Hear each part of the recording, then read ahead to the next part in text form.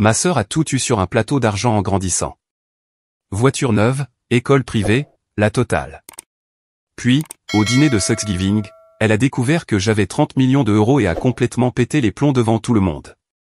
Ma tante a hurlé et mon père, lui, a juste. En grandissant, j'ai vite appris que dans ma famille, l'amour était conditionnel. Ma sœur, Madison, est née la première et, dès son entrée dans le monde, elle est devenue l'enfant chéri. Je suis arrivé 3 ans plus tard, apparemment un accident que ma mère a mentionné plus d'une fois lors de disputes avec mon père. La différence dans la façon dont nous étions traités n'était pas subtile. Elle était flagrante, constante, et a façonné chaque jour de mon enfance. Madison a été inscrite à la Westlake Academy, une prestigieuse école privée où les frais de scolarité coûtaient plus que le salaire annuel de la plupart des gens. Moi, je suis allé au lycée public Roosevelt, où les dalles du plafond avaient des taches d'humidité et les manuels scolaires étaient plus vieux que moi. Quand Madison a eu 16 ans, papa lui a acheté une BMW série 3 toute neuve, blanc perle. J'ai eu un abonnement de bus et la Honda Civic rouillée de 1998 de ma mère, qui tombait en panne 2 fois par mois. Les études universitaires de Madison à Stanford ont été entièrement payées. J'ai cumulé 3 emplois pour me payer le premier cycle universitaire, avant d'être transféré dans une université d'État, grâce à des bourses que j'avais obtenues par moi-même. Les excuses étaient toujours les mêmes. Madison doit se concentrer sur ses études. Ta sœur a un tel potentiel. Nous investissons dans l'avenir de Madison.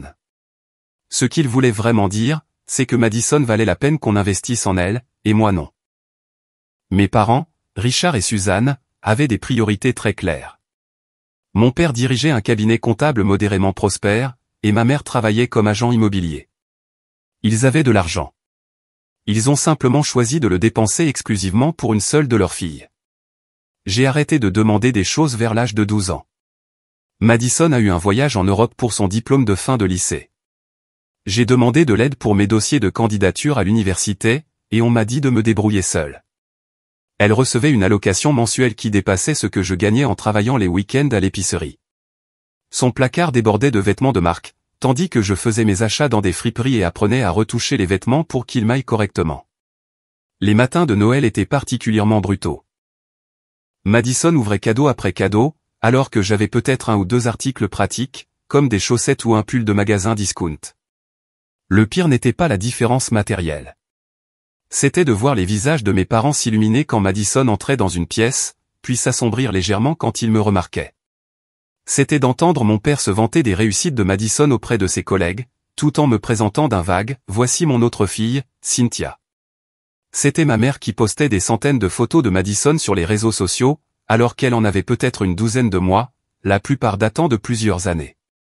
J'ai développé ce mécanisme de survie où je suis simplement devenu invisible. Je restais dans ma chambre, j'étudiais de manière obsessionnelle, et je planifiais mon évasion. Madison, elle, s'épanouissait grâce à l'attention et aux louanges, ayant toujours besoin de validation et cherchant constamment à être rassurée sur le fait qu'elle était spéciale. Elle faisait des crises de colère si elle n'obtenait pas exactement ce qu'elle voulait, et mes parents se pliaient en 4 pour la satisfaire. Pendant ce temps, j'ai appris l'autonomie. J'ai appris que dépendre de quelqu'un ne mènerait qu'à la déception. Après le lycée, j'ai déménagé aussi vite que possible. Je travaillais à temps plein tout en allant à l'université, je vivais dans un minuscule studio à peine chauffé, et je survivais avec des ramans et tout ce qui était en promotion au supermarché. Mes parents n'ont pas proposé de m'aider, et je n'ai pas demandé. Madison, pendant ce temps, vivait dans un appartement de luxe près de Stanford que papa payait, avec une allocation mensuelle pour ses dépenses. Elle postait des photos Instagram de ses week-ends dans les vignobles, pendant que je prenais des heures supplémentaires pendant les vacances. J'ai obtenu un diplôme en informatique avec une mineure en mathématiques. J'ai découvert que j'avais une véritable aptitude pour la programmation et la résolution de problèmes. Plus important encore, j'ai trouvé quelque chose que j'aimais et qui m'appartenait entièrement. J'ai trouvé un emploi dans une start-up technologique à Austin, au Texas, loin de ma famille dans la banlieue du Connecticut.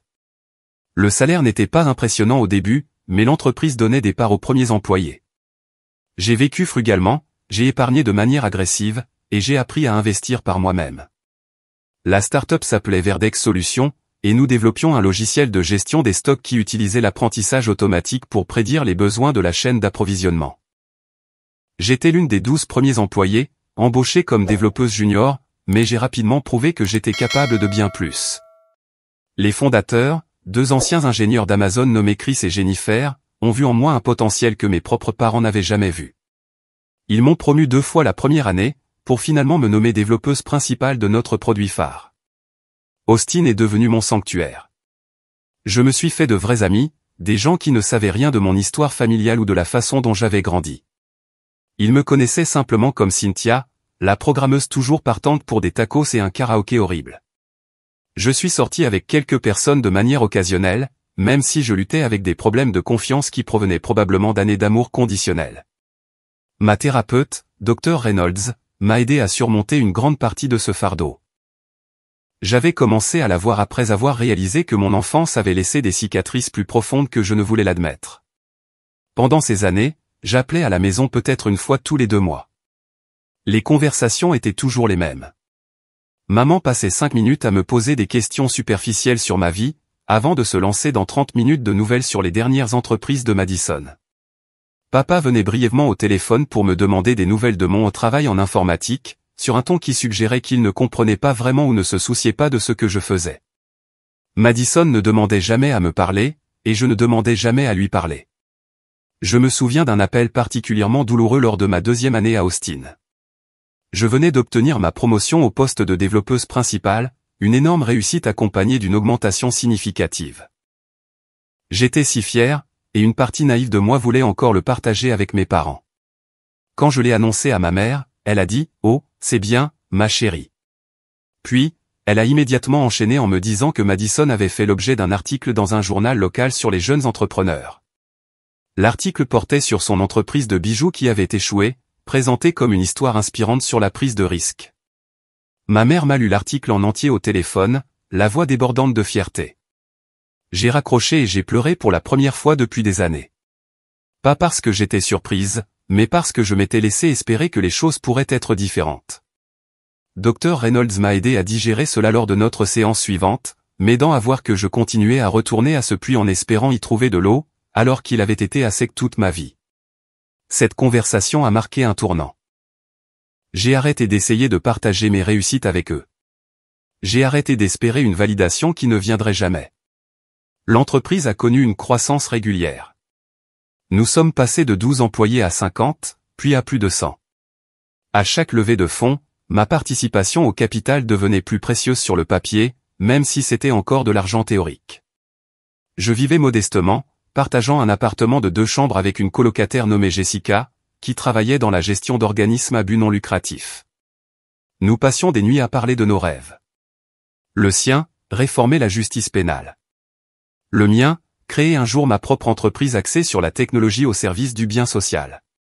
Pendant ce temps, la vie de Madison poursuivait sa trajectoire chaotique. Par ma tante Patricia, qui restait ma principale source d'information familiale, j'ai entendu parler de la série de petits amis riches de Madison, chaque relation se terminant de façon dramatique. Il y a eu le banquier d'affaires qui a rompu avec elle après qu'elle ait vidé une carte de crédit qu'il lui avait donnée pour les urgences. Le promoteur immobilier qui l'a surprise en train de mentir sur le fait d'avoir un emploi, et le gosse de riche qui a finalement vu clair dans sa personnalité fabriquée. Chaque rupture la ramenait à la maison, nécessitant le soutien parental, pour finalement rebondir avec un nouveau projet ou une nouvelle ambition. Mes parents finançaient tout. Ils ont payé sa certification de coach de vie qu'elle n'a jamais utilisée. Ils ont financé sa tentative de devenir styliste personnel, qui a duré 3 mois. Ils ont couvert les frais quand elle a décidé de faire un master en communication, pour qu'elle abandonne après un semestre parce que les cours étaient trop exigeants. L'argent coulait sans fin de leur compte vers le sien, subventionnant un style de vie qu'elle ne pouvait pas se permettre et encourageant un comportement qui la maintenait dépendante. Madison a obtenu son diplôme de Stanford et est retournée vivre à la maison. Elle ne trouvait pas d'emploi qui corresponde à ses standards, ce qui signifiait apparemment rien qui ne demande un effort réel. Mes parents la soutenaient entièrement, sans jamais la pousser à devenir indépendante. Elle s'est essayée à diverses activités, une brève tentative de devenir influenceuse, une entreprise de création de bijoux ratée que papa a financée, un vague travail de consultante qui ne s'est jamais concrétisé. Pendant ce temps, je travaillais 70 heures par semaine, apprenant tout ce que je pouvais, et construisant lentement quelque chose. La start-up technologique que j'avais rejointe a commencé à prendre sérieusement de l'ampleur. Notre logiciel a révolutionné la gestion des stocks pour les entreprises de commerce électronique. Et soudain, nous avions des clients majeurs. Des entreprises comme Wayfair, Target, et plusieurs grands détaillants de mode utilisaient notre plateforme. Nous traitions des milliards d'euros de données d'inventaire, et nos algorithmes faisaient économiser des millions à nos clients en réduisant les déchets et en optimisant les coûts de stockage. L'entreprise a connu plusieurs levées de fonds et ma participation au capital, que j'avais conservée malgré les opportunités de vendre de petites quantités, a augmenté de façon exponentielle. Lors de la levée de fonds de série B, plusieurs collègues ont vendu une partie de leurs actions. J'avais été tenté. L'argent aurait changé ma vie même à ce moment-là, probablement autour de 200 000 euros. Mais quelque chose me disait de tenir bon. Chris et Jennifer croyaient que nous construisions quelque chose de spécial, et je faisais confiance à leur vision. La série C a rapporté encore plus d'argent, et la valorisation a grimpé à des centaines de millions. À ce stade, Verdex Tech Solutions était mentionné dans les publications technologiques comme l'une des entreprises de logiciels B2B les plus prometteuses dans le domaine de la chaîne d'approvisionnement. Des recruteurs de grandes entreprises technologiques ont commencé à me contacter sur LinkedIn, m'offrant des salaires substantiels pour que je change d'entreprise. Je suis resté fidèle à Verdex, en partie parce que je croyais en ce que nous faisions, et en partie parce que j'avais construit là-bas quelque chose qui ressemblait à une famille, le genre de famille solidaire et reconnaissante que je n'avais jamais eu en grandissant. Puis les discussions sur l'acquisition ont commencé. Une société du Fortune 500, spécialisée dans les logiciels d'entreprise, avait observé notre croissance. Ils voulaient intégrer notre technologie dans leur plateforme existante et étaient prêts à payer grassement pour cela. Les négociations ont duré des mois. Je n'étais pas impliqué dans ces discussions, mais l'énergie au bureau a changé. Les gens chuchotaient dans les salles de conférence.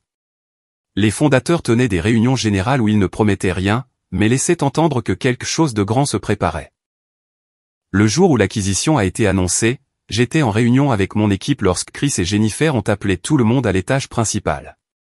Ils avaient l'air épuisés, mais ravis. L'accord était conclu. Les chiffres qu'ils ont partagés ont coupé le souffle aux gens. Pour les fondateurs, c'était une sortie qui changeait leur vie et mettrait leur famille à l'abri pour des générations. Pour les employés comme moi, qui étions là depuis le début, c'était suffisamment important pour que des conseillers financiers soient nécessaires. La clôture effective a pris encore 6 semaines. Examen juridique, approbation réglementaire, toute la machinerie d'entreprise se mettant en marche. Pendant ce temps, je n'arrivais pas à réaliser ce qui allait se passer. Mon conseiller financier, que j'avais engagé spécifiquement pour m'aider à comprendre la situation, avait fait les calculs plusieurs fois. Avec ma participation au capital, le calendrier d'acquisition des droits, et le prix d'acquisition, je pouvais espérer entre 28 et 32 millions d'euros après impôts, en fonction de divers facteurs. Quand le virement a finalement atterri sur mon compte, je me suis assise dans mon salon à 2 heures du matin, après m'être connecté à mon application bancaire pour la 15e fois pour confirmer que c'était réel. Le chiffre était là, indéniable, 30 247 812 euros. J'étais passé de quelqu'un qui s'inquiétait pour l'argent des courses quelques années plus tôt, à quelqu'un qui n'aurait plus jamais à s'inquiéter de l'argent. J'ai appelé Jessica dans la pièce. Elle savait ce qui se passait, et nous avons juste regardé l'écran de mon téléphone ensemble, sans voix. Je n'ai rien dit à personne. Pendant des mois, j'ai simplement laissé l'argent là, pendant que je digérais ce qui s'était passé. J'ai continué à travailler car la société acquéreuse voulait conserver le personnel clé. Et honnêtement, j'aimais mon travail. J'avais construit une vie que j'aimais à Austin, avec de bons amis, un bel appartement en centre-ville, et des hobbies et des centres d'intérêt que j'avais cultivés. L'argent semblait irréel, comme quelque chose qui pourrait disparaître si je le reconnaissais trop fort. Finalement, j'ai commencé à faire des changements, mais des changements subtils. J'ai acheté une belle maison dans les collines avec vue sur le lac. J'ai engagé un conseiller financier et un avocat pour m'aider à tout gérer correctement. J'ai créé des fiducies et des fondations caritatives. J'ai investi dans des fonds indiciels et dans l'immobilier. Je me suis assuré d'être à l'abri pour la vie, et de pouvoir faire une réelle différence pour les causes qui me tenaient à cœur. Mais je conduisais une voiture normale, je m'habillais avec des vêtements ordinaires, et je ne claironnais pas ma situation. Les gens avec qui je travaillais savaient que j'avais bien réussi grâce à l'acquisition, mais l'ampleur totale de ma fortune restait privée. Ma relation avec ma famille était devenue minimale. J'appelais mes parents pour les fêtes, je leur rendais visite peut-être une fois par an pour un jour ou deux, et je gardais les conversations superficielles. Madison et moi nous parlions à peine. Elle m'envoyait parfois des SMS pour me demander des faveurs ou de l'argent, ce que je déclinais poliment. Mes parents semblaient satisfaits de cet arrangement, entièrement concentrés sur la gestion de la vie de Madison et de ses diverses crises. Elle avait connu plusieurs relations ratées, dépensé l'argent plus vite qu'il ne pouvait le lui donner, et vivait généralement dans cet état de chaos perpétuel qui nécessitait toujours une intervention parentale. Puis est venue l'invitation au dîner de Thanksgiving. Ma mère a appelé, ce qui était inhabituel puisque nous communiquions généralement par de brefs SMS. Elle a insisté pour que je rentre pour les fêtes, mentionnant que ma tante Patricia serait là avec sa famille, ainsi que mon oncle Jim et sa femme, Sarah. Ce serait une vraie réunion de famille, pour la première fois depuis des années. Quelque chose dans sa voix m'a fait hésiter, mais j'ai finalement accepté. Cela faisait presque 2 ans que je n'avais vu personne, et malgré tout, une petite partie de moi aspirait encore à un lien avec ma famille. J'ai pris un vol pour Hartford et j'ai loué une voiture. J'ai réservé une chambre d'hôtel plutôt que de rester chez mes parents, prétextant que j'avais des appels professionnels prévus qui pourraient déranger tout le monde. La vérité, c'est que je ne supportais pas l'idée de dormir sous leur toit, dans mon ancienne chambre qui avait probablement été transformée en débarras pour les affaires en trop de Madison. Quand je suis arrivé devant la maison le matin de Thanksgiving, la vue familière de la maison de style colonial a remué des émotions complexes. La nouvelle Audi de Madison était garée dans l'allée, un cadeau de papa pour son 28e anniversaire. Elle avait accidenté la BMW il y a 3 ans et, naturellement, elle avait été immédiatement remplacée. À l'intérieur, la maison sentait la dinde rôtie et la cannelle. Ma mère m'a accueilli avec une étreinte raide, commentant immédiatement que j'avais l'air fatigué et me demandant si je mangeais assez. Madison est apparue depuis le salon, sa tenue clairement chère, ses cheveux coiffés par un professionnel. Elle m'a toisé avec un dédain à peine dissimulé, observant mon simple jean et mon pull. « Cynthia, waouh, tu es vraiment venue. Tu vis toujours au Texas. » Elle a dit ça comme si le Texas était une terre arriérée plutôt qu'une métropole en plein essor. Toujours là-bas. J'adore Austin, j'ai gardé une voix neutre. C'est mignon. Certaines personnes sont simplement faites pour des vies plus simples, a-t-elle souri, d'un air mielleux et condescendant. En fait, je suis sur le point de signer pour un appartement à Manhattan. Papa m'aide avec la compte, mais c'est principalement mon investissement. J'ai été consultante pour plusieurs grandes marques de mode, donc mes revenus sont enfin à la hauteur. Je savais pertinemment qu'elle n'était consultante pour personne. Ma mère avait mentionné lors d'un bref appel téléphonique que Madison était de nouveau au chômage et vivait de leur soutien financier, mais j'ai simplement hoché la tête et je suis passé devant elle pour aller dans la cuisine, où maman préparait frénétiquement le repas.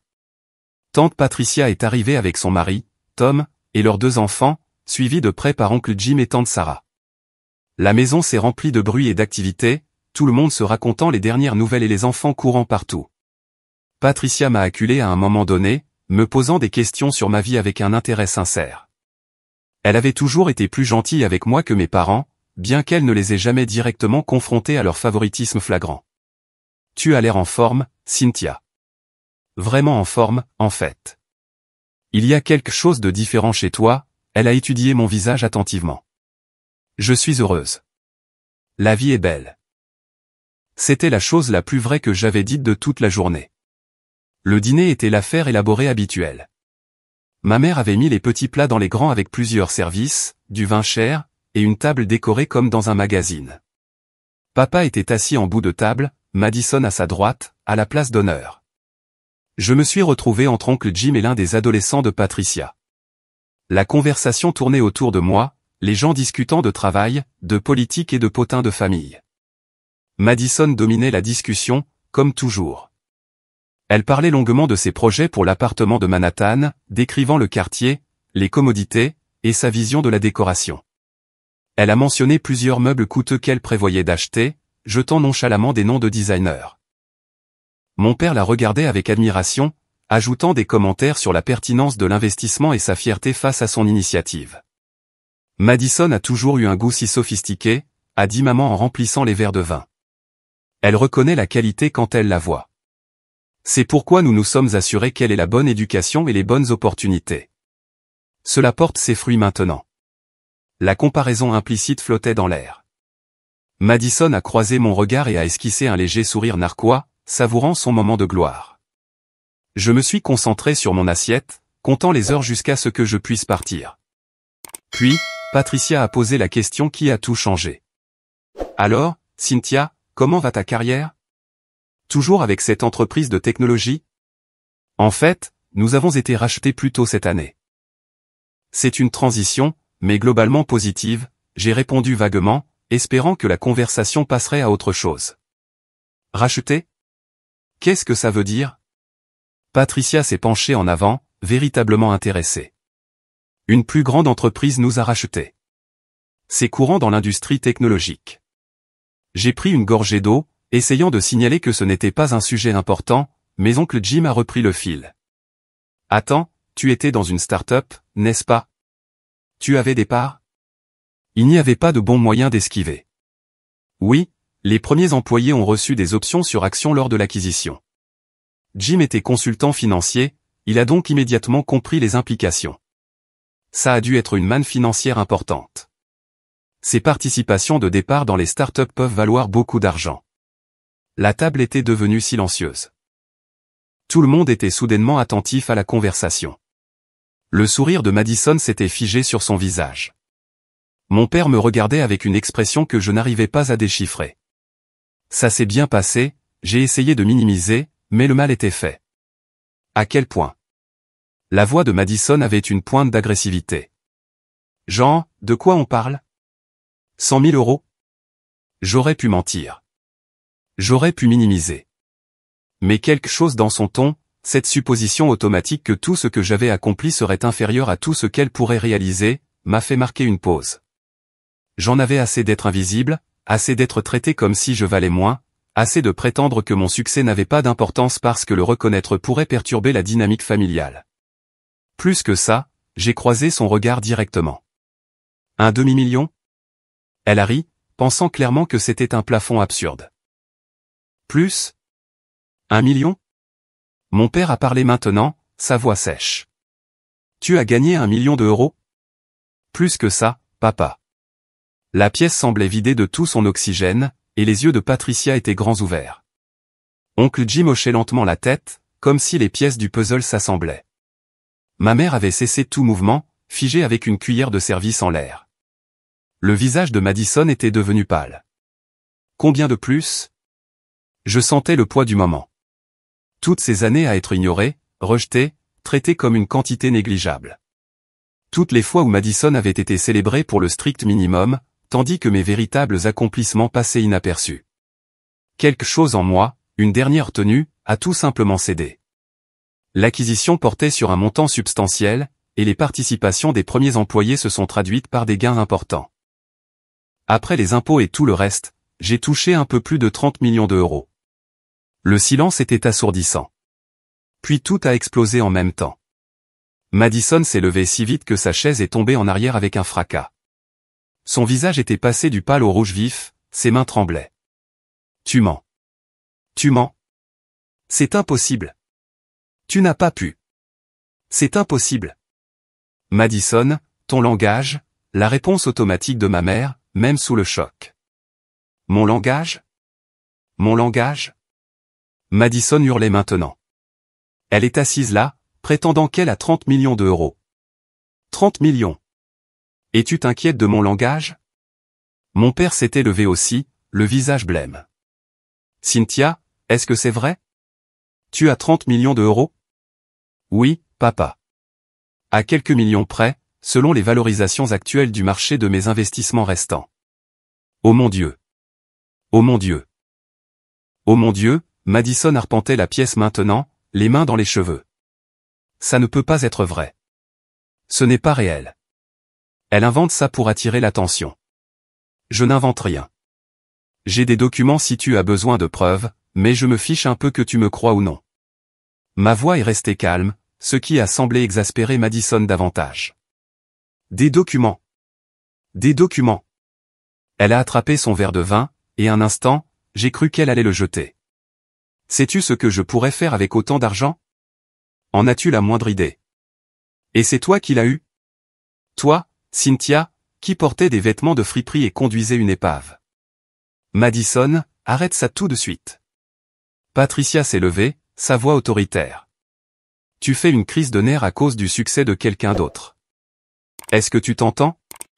Mais Madison était hors de toute raison. Des années de privilèges et de jalousie se déversaient dans un flot toxique.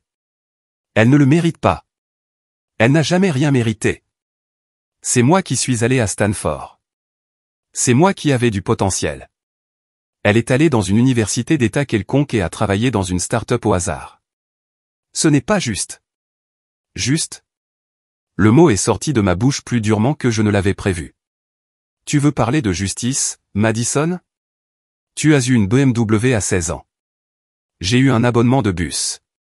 Tu as eu Stanford entièrement payé. J'ai cumulé 3 emplois et contracté des prêts. Tu as eu un appartement de luxe et une allocation mensuelle. Je mangeais des ramen dans un studio sans chauffage. On t'a tout servi sur un plateau d'argent toute ta vie. Et tu es là, hurlant à l'injustice parce que j'ai réellement travaillé pour quelque chose et que j'ai réussi. Ma mère s'était mise à pleurer. Cynthia, ma chérie, nous ne savions pas. Nous n'aurions jamais pensé. Vous n'auriez jamais pensé que j'arriverais à quelque chose. Oui, maman. Je suis au courant. Vous l'avez rendu très clair pendant toute mon enfance. Les mots sortaient plus vite maintenant, des années de douleur refoulées faisant surface. Chaque choix que vous avez fait me disait que je ne valais pas la peine qu'on investisse en moi. Chaque fois que vous félicitiez Madison et m'ignoriez. Chaque fois que vous lui achetiez quelque chose de cher et ne me donniez rien. Chaque fois que vous oubliez mon anniversaire mais organisiez une fête pour Madison.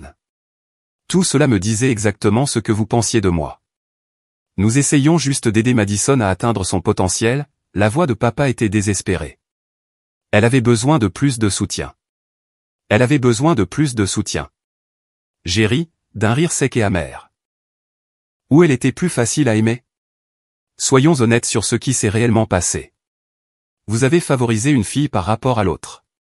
Vous avez tout misé sur Madison et m'avez laissé me débrouiller seul. Et vous savez quoi? Très bien. J'en suis reconnaissante maintenant, parce que ça m'a appris l'autonomie. Ça m'a appris que je ne pouvais compter sur personne d'autre que moi-même. Et cette leçon, aussi douloureuse qu'elle ait été, m'a aidé à construire quelque chose de réel. Madison s'était effondrée sur sa chaise, sanglotant de façon théâtrale. C'est un cauchemar. Un véritable cauchemar. Elle ne peut pas avoir autant d'argent. Ce n'est pas possible. Dites-moi que ce n'est pas possible. Tante Sarah s'était approchée pour réconforter ma mère, tandis qu'oncle Jim regardait la scène se dérouler avec de grands yeux. La fille adolescente de Patricia filmait avec son téléphone jusqu'à ce que Patricia lui dise tranquillement de le ranger. Tout cela était un désastre, mais je me sentais étrangement libéré. La vérité était enfin sortie. Depuis combien de temps as-tu cet argent? Demanda papa, la voix creuse. 9 mois, à peu près. Il s'assit lourdement. Tu as eu 30 millions d'euros pendant 9 mois et tu ne nous l'as pas dit. Pourquoi l'aurais-je fait? Ai-je demandé sèchement. Pour que Madison puisse me demander de financer son style de vie? Pour que vous puissiez enfin décider que je méritais votre attention maintenant que j'ai de l'argent? Je ne vous l'ai pas dit parce que ma relation avec cette famille est essentiellement inexistante, et ce par votre faute. Vous avez clairement montré ce que je valais pour vous. Cela n'a pas changé simplement parce que mon compte en banque a changé. Ce n'est pas juste, maman pleurait ouvertement maintenant. Nous t'aimons, Cynthia. Nous t'avons toujours aimé. Vous m'aimez? La question est sortie plus doucement que je ne l'avais prévu. Quand? Quand m'avez-vous aimé, maman? Quand vous avez oublié de venir à ma remise de diplôme du lycée parce que Madison avait un rendez-vous chez le dentiste? Quand vous avez dit à tante Patricia que je traversais une phase quand j'ai été sur la liste d'honneur du doyen? Quand vous avez envoyé Madison en Europe et m'avez dit que je devrais être reconnaissante pour ce que j'avais? Quand cet amour s'est-il manifesté, exactement? Silence. Elle ne pouvait pas répondre, car nous savions toutes les deux la vérité. Madison s'est soudainement jetée sur moi par-dessus la table. Patricia et Tom l'ont attrapée avant qu'elle ne puisse m'atteindre, mais elle hurlait, complètement hors d'elle. Je te déteste. Je t'ai toujours détesté. Tu étais censé n'être rien. Tu étais censé rester rien. Ça devait être ma vie, la mienne. Madison, bon sang. Patricia luttait pour la retenir. Reprends-toi. Laissez-la, dis-je tranquillement. Elle ne va pas me faire de mal. Elle réalise simplement qu'avoir tout eu sur un plateau toute sa vie ne l'a pas préparée au monde réel. Ce n'est pas ma faute. C'est la vôtre, maman et papa. C'est vous qui lui avez fait ça. Vous avez créé quelqu'un de si privilégié et si fragile que le succès de quelqu'un d'autre lui semble être une attaque personnelle. Le visage de mon père s'était décomposé. Il paraissait soudain beaucoup plus vieux que ses 62 ans. Nous avons fait des erreurs. Nous le voyons maintenant. Mais Cynthia, tu dois comprendre. Je n'ai rien à comprendre, les jeux interrompus. J'ai passé toute mon enfance à essayer de comprendre pourquoi je n'étais pas assez. Pourquoi je ne valais pas le même amour et le même investissement que Madison. J'ai fini d'essayer de comprendre. J'ai fini d'espérer que les choses changent. Ce dîner n'a fait que confirmer ce que je savais déjà. Cette famille est toxique, et je suis mieux sans elle. Je me suis levé, j'ai plié ma serviette et je l'ai posée à côté de mon assiette. Madison avait cessé de se débattre et ne faisait que pleurer, son mascara coulant sur son visage. Maman secouait la tête à plusieurs reprises, comme si elle pouvait nier ce qui se passait. Papa fixait la table, incapable de croiser mon regard.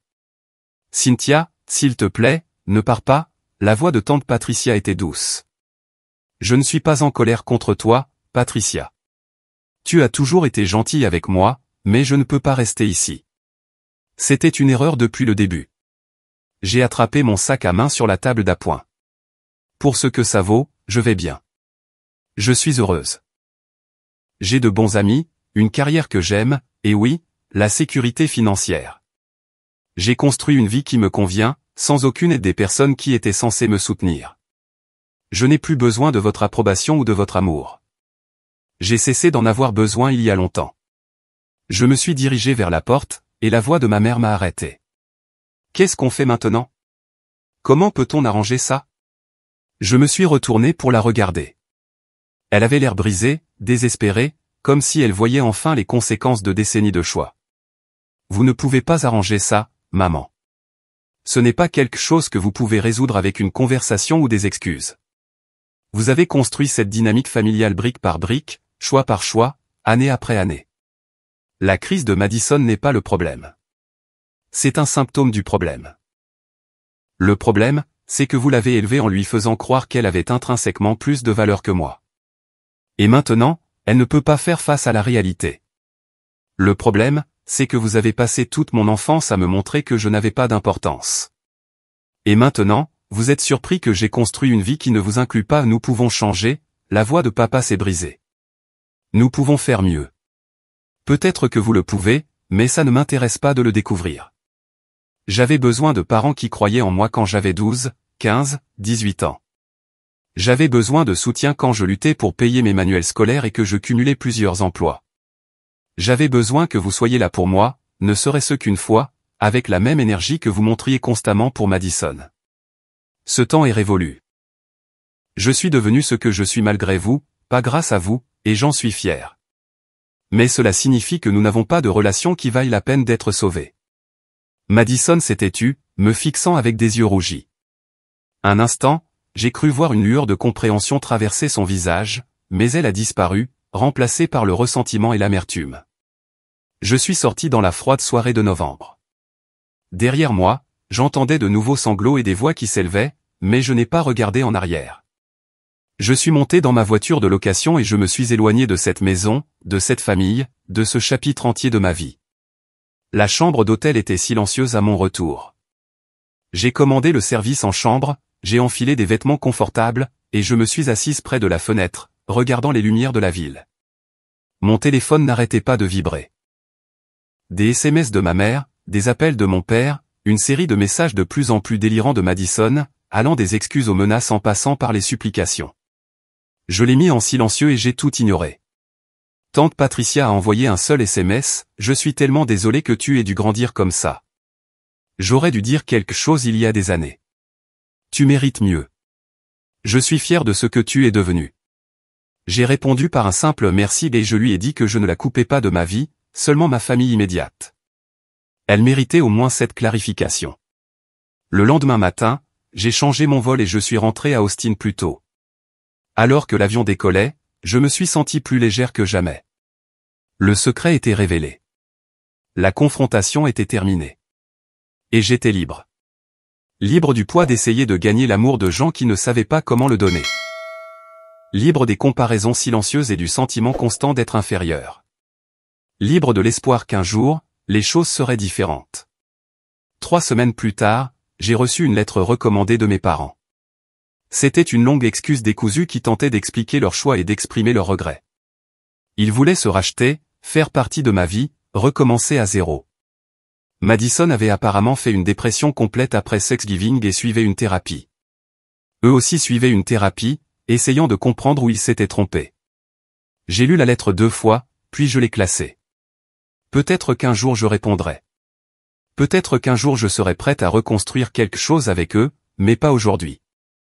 Pas cette année, et peut-être même jamais. L'argent avait changé les choses, mais pas de la manière qu'ils auraient pu penser. Il ne m'avait pas rendue plus heureuse. J'avais déjà construit une vie heureuse avant cette manne financière. Ce qu'ils m'avaient donné, c'était la liberté de m'éloigner complètement, sans culpabilité ni peur. Je n'avais besoin de rien de leur part. Je n'avais pas besoin de leur approbation, de leur soutien, ou de leur présence dans ma vie. La sécurité financière signifiait que je pouvais fermer cette porte de façon permanente, sans me demander si je le regretterais plus tard.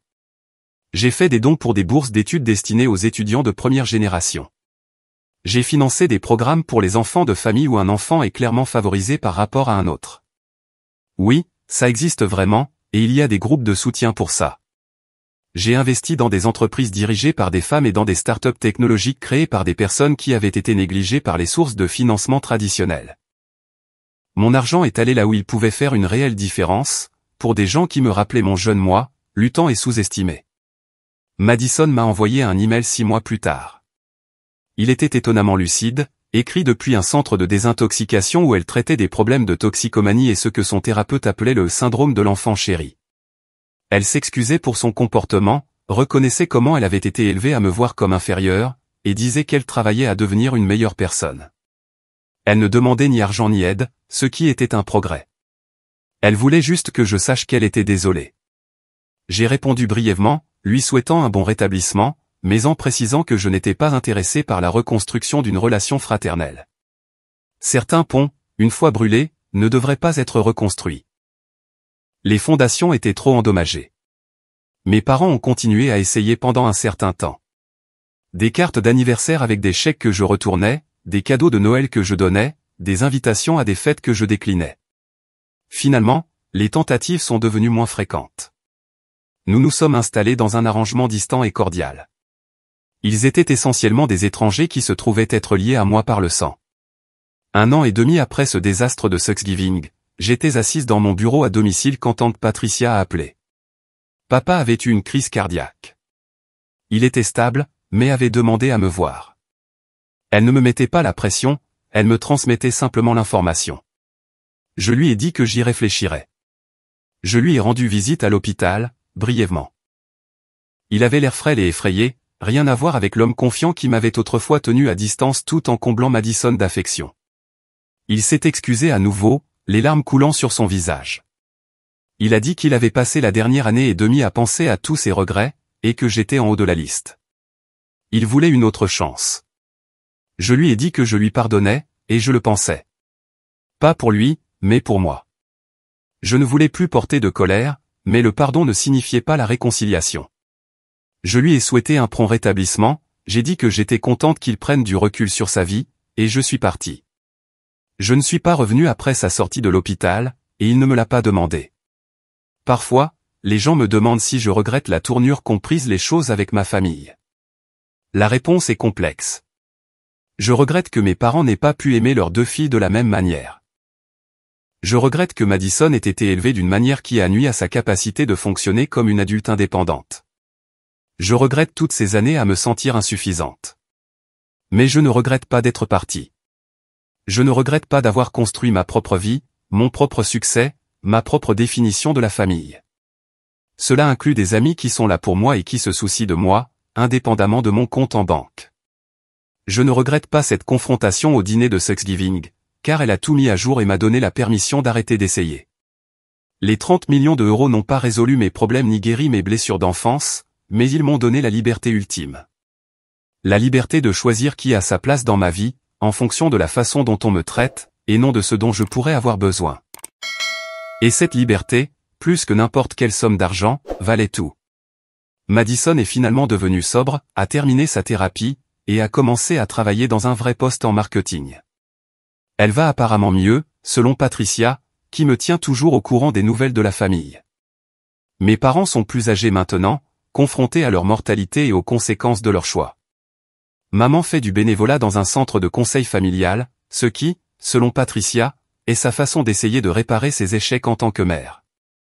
Quant à moi, je suis toujours à Austin. J'ai créé ma propre entreprise, axée sur le développement de logiciels pour les organisations à but non lucratif et les services sociaux. Je voyage quand je veux, je fais des dons généreux à des causes qui comptent, et je m'entoure de personnes qui m'apprécient pour qui je suis. J'ai un partenaire maintenant, quelqu'un qui me connaissait avant de connaître l'argent, et qui m'aime pour la personne que je suis devenue à travers toutes ces luttes. L'histoire de ce dîner de Thanksgiving est devenue presque légendaire dans mon groupe d'amis, la fois où ma sœur a complètement pété les plombs parce que j'avais réussi malgré le fait d'être l'autre fille. Mais pour moi, c'est moins une question de drame que le moment où j'ai finalement cessé d'attendre que ma famille voie ma valeur. Je la connaissais déjà depuis le début. J'avais juste besoin d'arrêter de me soucier de savoir s'il la découvrirait un jour. Parfois, la meilleure vengeance n'est pas soigneusement planifiée. Parfois, c'est simplement de bien vivre, de réussir selon ses propres termes, et de refuser de laisser les gens qui vous ont sous-estimé avoir le moindre pouvoir sur votre bonheur. Le regard sur le visage de Madison quand elle a réalisé que j'avais tout ce qu'elle pensait mériter, ce n'est pas pour ça que j'ai réussi. Mais je mentirais si je disais que ce n'était pas satisfaisant de la voir comprendre que le monde ne vous doit rien, simplement parce qu'on vous a dit que vous étiez spécial. J'ai bâti mon empire à partir de rien, pendant qu'elle attendait que le sien lui soit servi sur un plateau. Et quand la vérité a éclaté autour de la dinde et de la farce, entouré de la famille qui avait permis tout ça, j'ai enfin pu me lever et partir, sachant que j'avais tout fait entièrement par moi-même. Pas d'héritage, pas d'argent de famille, pas de relations, juste du travail acharné, des choix intelligents, et la résilience que l'on développe quand on apprend très tôt qu'on est la seule personne sur qui on peut vraiment compter. Voilà la véritable histoire. Pas l'argent, pas la crise de nerfs, pas la confrontation dramatique. La véritable histoire est celle d'une fille à qui l'on a dit qu'elle n'avait pas d'importance, et qui a décidé de prouver que la seule opinion qui comptait était la sienne. Et à la fin, c'est ça qui a fait toute la différence.